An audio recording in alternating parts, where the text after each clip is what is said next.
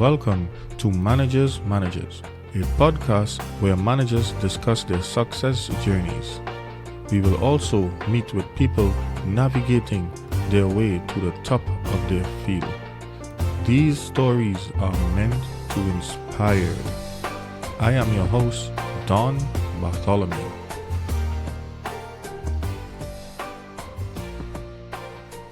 Good day, Miss Kesi Howard. Welcome to Managers.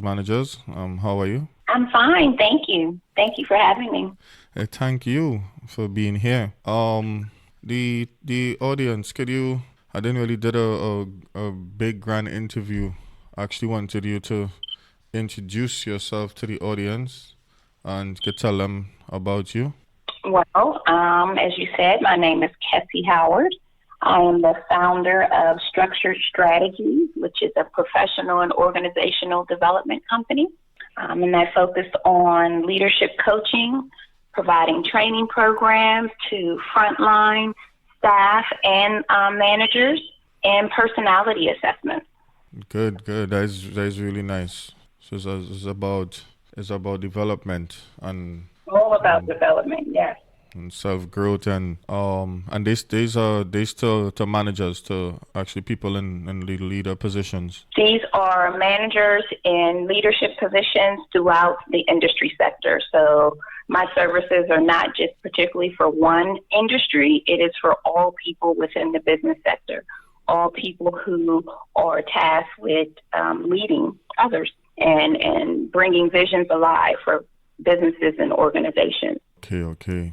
And how long now, Kesi, has you been doing this? So I have actually been practicing management and leadership coaching and organizational development for over 20 years. My company, however, has officially been started about 2 years ago. And I've worked in many different sectors. So I've worked in the hospitality industry. I've worked in recruiting. I've also worked in banking. And now healthcare. I just finished up working in healthcare. So I've worked in many different sectors, and within all of those sectors, I have found that managers who are tasked with bringing the visions alive for CEOs and VPs and small business owners, they need guidance. They need help too. They need help trying to figure out how to keep the staff motivated. They need help trying to keep themselves motivated, how to navigate different personalities, how to navigate change. And this is something that has always been needed, and I have found it necessary in every industry that I've worked in, which is how this idea came along, this business came along. Okay. That's amazing, Kesi. So with this, you're in this 20 years now, and you've been in all these different fields. What you think your unique skill set or superpower is that help you become successful? I think one of the biggest things is actually my ability to persevere. I would think that is one of my biggest skill sets because as we know, business, you never know what's going to happen. The scope of business is there's always some sort of change. There's always some sort of budget cut. There's always some sort of challenge, within your team, among your team, ways that you have to think about innovating and recreating a certain concept or things like that. So I've always been able to even persevere when things did not seem right. I've always been able to think for the future, forward thinking, and say, okay, something is going on. I am great at organization, so I can restructure something in a heartbeat. If I see that it's not working, I'm very good at restructuring and organizing things to make things easier and to make things work within a business environment. Yes, a lot of people will be interested in that part of it. Okay, so with that being said, what are the best resources that have helped you along the way? My biggest resource honestly been my ability to build long-term relationships. That has been my biggest resource throughout my entire career, actually. Being able to establish relationships within the business sector that I can always call upon, and continue to grow my network, right? Grow a professional network that regardless of what industry I'm in, regardless of what I'm doing, I still have a solid foundation and a solid network that can help me and that I can help them, so we can actually end up helping each other to enhance our professional careers. People don't necessarily look at business relationships as an actual resource, but it's actually honestly the foundation of everyone's success. You can't do things alone. It's not a one-man show. And so you need other relationships. You need other people to help you bring your vision alive, to help you succeed within your career, to help you even think bigger. You need other people to kind of stimulate that and motivate you to do that, to see different perspectives. And that is something that is a resource that I hold dearly. That is a resource that I continue to try to enhance in any way that I can, to make sure that people understand that, what I say, when I say I'm going to do something, I do it. Being able to hold my reputation on a pedestal and say, this is part of my resource. This is part of, building these strong relationships, and this is what I bring to the table. Yes, teamwork is only so far you could reach alone. Is only so far. Exactly. Exactly. And one of the things that I believe in is that there are common mistakes that managers make within when they become a new manager. And one of those mistakes, I'll just mention one, but one of those mistakes is the fear of asking for help. Being afraid to ask for help because they think that when you get a certain title or when you get to a certain status within your professional career, that you're supposed to know everything, right? And you don't want to seem like you don't know something when it comes to your staff. But the biggest thing to understand is that your staff actually has the potential to make or break you. So why not use their knowledge and their experience to your advantage and help all of you all go far? Yes, because you can't be scared to ask for help. We all are humans. Right. We have rich, poor, tough. Everybody have their shortcomings. Everybody have something they're scared about. So with that, so Bob, and about you here, was it one thing you wish you had known before you began your career? I've been asked that question before, and I think that one of the biggest things that I wish I would have known or I wish I would have done is actually to understand the actual potential and the opportunities that are out there. That there are actually no limitations. The only limitation that we have is the limitations that we put on ourselves. And once I started to understand that, and stop saying, well, I can't do this because, or that's not how it works because, and just start paving my own way and use some unorthodox approaches, things that people wouldn't normally do, untraditional ways to still get it done. Because, one of the things my grandmother and my mother would say is there's always more than one way, to get something done. There's more than one way to skin a cat. So think about all the opportunities in the different ways. Think big. Yes. Think big. You never may be able to accomplish if you just allow yourself to think big. And I wish I would have known. Right. Yeah, because knowledge it have no end. It have no end. It's inevitable. It has no end when come to learning or acquiring knowledge. Exactly. But even your potential, we can have the knowledge and be afraid to use it. So even your potential, don't put limitations on what your potential is or what your potential might be. We all have our gifts. We all have our strengths and our weaknesses.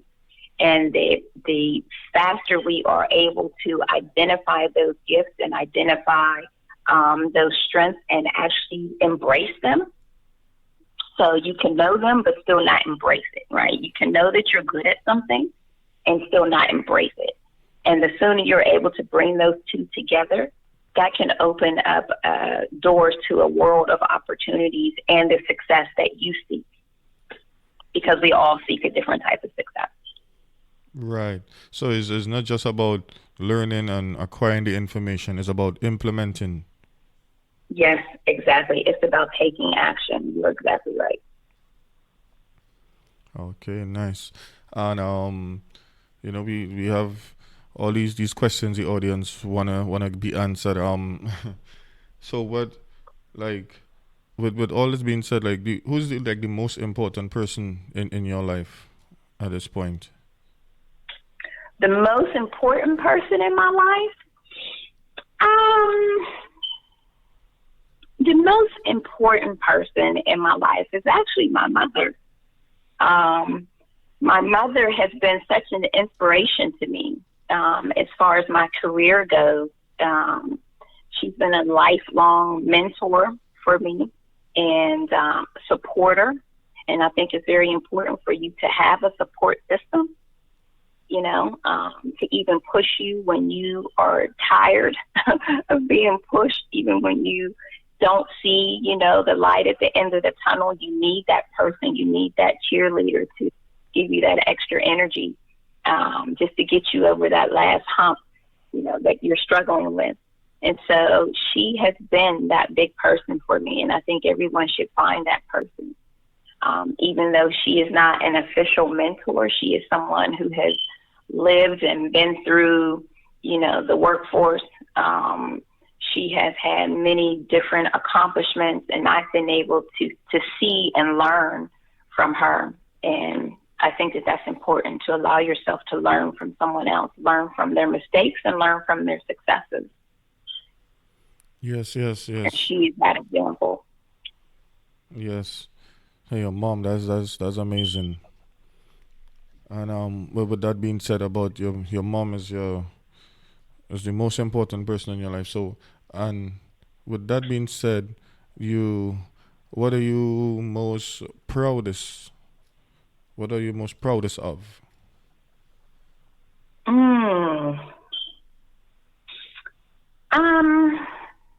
What am I most proudest of? I have actually been extremely proud each time I am able to be successful in every industry that I jump into. I have been, like I said, my career has spanned across industries. But each time I get into a certain industry, I do not know anything about the industry. I can't go in and say that I'm a lifer. There are people who will be at a job for 20, 15, 10, years. And that is not me. That has never been me.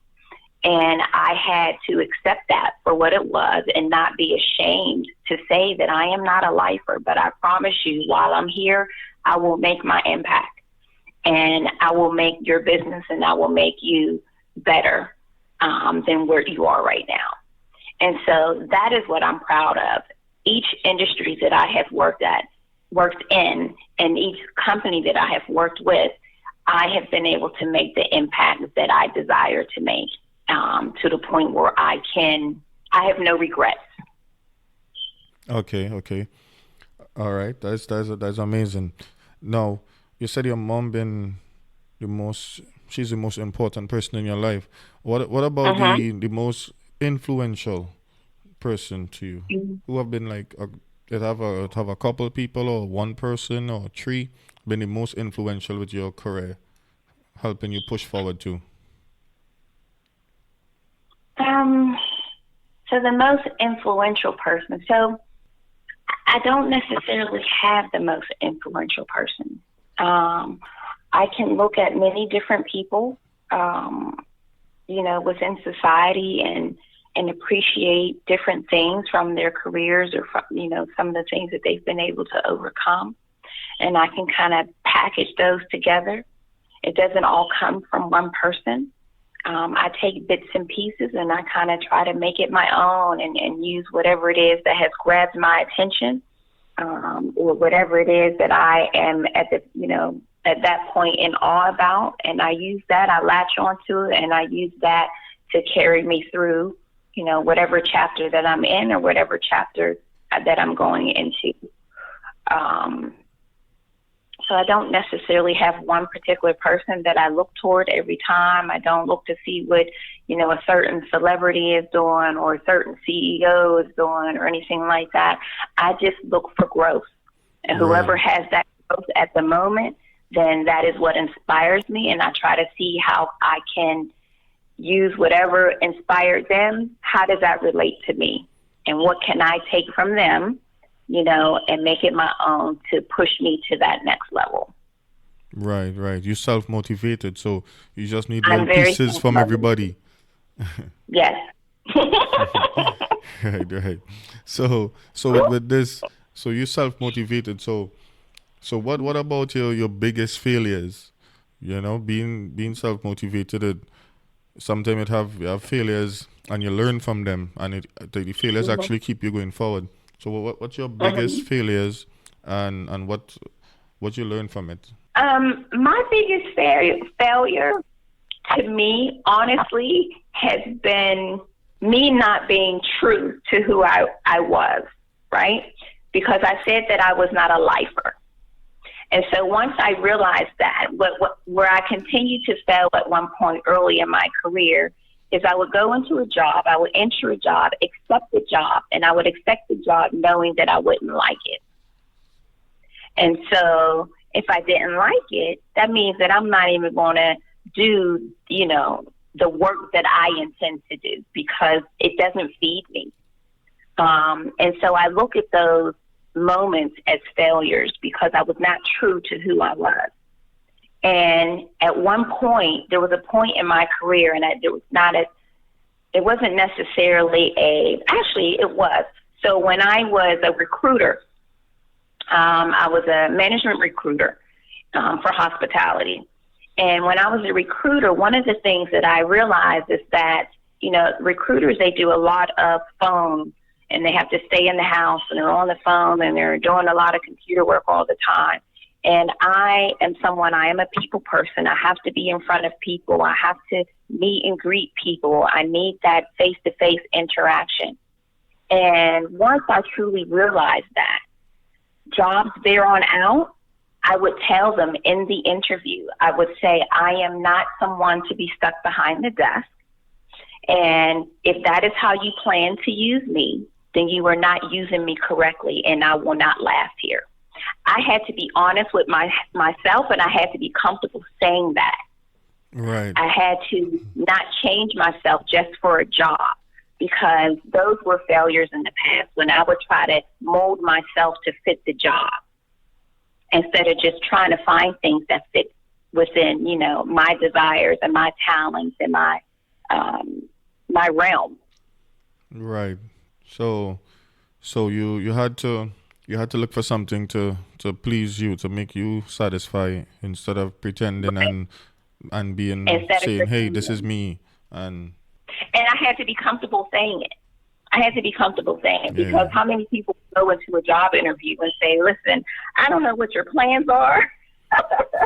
Right. So that biggest part, that failure was lying to yourself, telling yourself all these lies that I am this, I am that, and is a lie, Yes. Yeah, yes. that's So the I biggest had to downfall. be comfortable saying that. And be okay with their reaction. If their reaction was a negative reaction, I had to be okay with that, because I had to make sure that I had no regrets. Right. And with that being said, so there's your biggest failure and that you learn from it. What about what you have the most important thing you learn in life after that then? The most important thing that I'm learning in life? Yeah. To embrace your natural talent, to to accept them, accept your true talents as worthy, accept them as valuable, and not sell yourself short. You know, when you think of talent, so when you think of someone who's talented in the business world, right? The first thing that usually comes to mind is you think of a doctor, you think of someone who plays sports, you think of a lawyer, you think of, you know, an electrician, or you think of someone with all of these specific tools or these specific skill sets, right? But there are people who have skill sets that aren't necessarily just so cut and dry. And so I realized that my skill set has always been organizational development. It has always been coaching people. And I had to accept that for what it was. Now, that was not the thing back in the day when I started, you know, when I entered into the workforce. That was not a thing. What was it, you know, I was always good at training as well. So those were the three things that continued to follow me throughout my career. But there was really no true name for it at the time, other than training and development. You know, and saying that you're a trainer a long time ago was not something that was, you know, it was respected. We wanted you as a trainer, but trainers are usually always the first to go when there's a budget cut. Right. You know, so how much value do you put on that particular skill set? So me being able to see, you know, and embrace that, you know, my ability to train and my ability to inspire and be real, but not be judgmental. So I can kind of poke through, right, to get people to understand and see different perspectives. That is a skill. Right. You have to believe in yourself. That is a skill. Right. That is a skill that I need to embrace. I need to believe it, and I need to accept the testimonies, right? People can tell you, oh, my God, you did such a good job. Thank you so much for helping me. I never forgot when you did this. And it goes right over your head. You don't receive it. Right. And so that is a point where I had to receive it. I had to receive the good that was coming from my natural skill sets, because when it's natural to you, you don't think of it as a skill.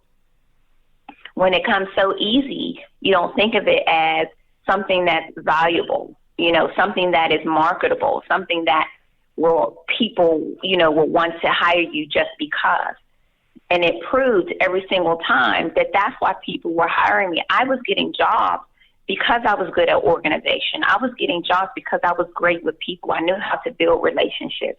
I knew how to structure and strategize. That was natural, but I didn't know how to sell. I didn't know how to upsell myself because I didn't look at it as a skill at the time. And so those are things that I think, you know, you have to learn how to embrace what your natural talents are and then build on them. Those are definitely some life lessons that will always be with me forever. Yes, Kesi, there's some good information there. So say like me or anybody who want to someone wanted to pursue a career similar to yours, what advice will you give them? I would tell them to ask for what they want. I would tell them to not be shy about it.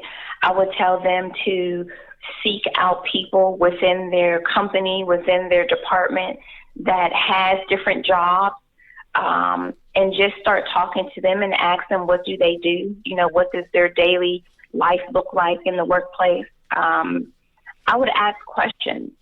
Again, you know, one of the biggest mistakes that managers make, and even people who are interested in some sort of leadership role, whether it be supervisor, coordinator, manager, director, whatever it is the fear of asking, the fear to inquire. But you don't know what you don't know. Sometimes you don't even know that something is for you until you get a better understanding of really what it means to be. You know, what does that job entail? What does that look like? What opportunities may that open up for me if I just speak to someone? Right. Okay. So guys, you hear that? So anybody want to pursue something like this, don't be scared. You need information. Don't hold back. And then even think about talking to some of the unusual suspects. You know, you think that you need to talk to someone in your direct chain of command, but you don't. There could be someone else that you have a better relationship with, you feel more comfortable with, showing how vulnerable you are. Talk to that person. That you may be passing in hallways, or even a friend who works at a completely different company but has a different title than you. Talk to them. How did you do this? What type of, studies did you have to take? Do you have a degree? Did it require a degree? Or were you able to do it with some sort of certification? So these are things that you don't know until you ask, until you have in-depth conversations with people. Right. Okay, and I know you're a busy business person. So like, what about anything that you're curious about right now? Any, like, after, with all this, the years, the experience, the trading, the self motivation. What about now? Is there things you're still curious about? I am. I'm always curious about what my professional future holds. I'm very curious. I'm attempting to, venture out and do some global work, international work, and I'm curious on where that I might land with that. Being able to be not just in the States and be throughout the States, but also work internationally, which I have done, but I would like to do it more frequently. Oh, okay. And so I'm very curious about what that looks like. What that it holds may for you. not be exactly. Okay. I know time. We have 30 to 35 minutes with you. So is there anything that I should have asked that I didn't? No. I think you asked some pretty good questions. I know that people can, if they're interested, they can actually log on to KesiHoward.com. They can actually end up, I'm starting a blog soon. It'll be called Telltale Tuesdays, and they can find that on my website. And hopefully, if they're interested, they can give me a call. If they have questions, they can definitely reach out to me. I'm also on LinkedIn and Facebook, so they should be able to find me there as well. Yeah, so tell the listeners, so what's the email they could connect with you? So LinkedIn, Facebook, and what email? And the name is Kesi Howard? Kesi Howard, that's spelled KesiHoward.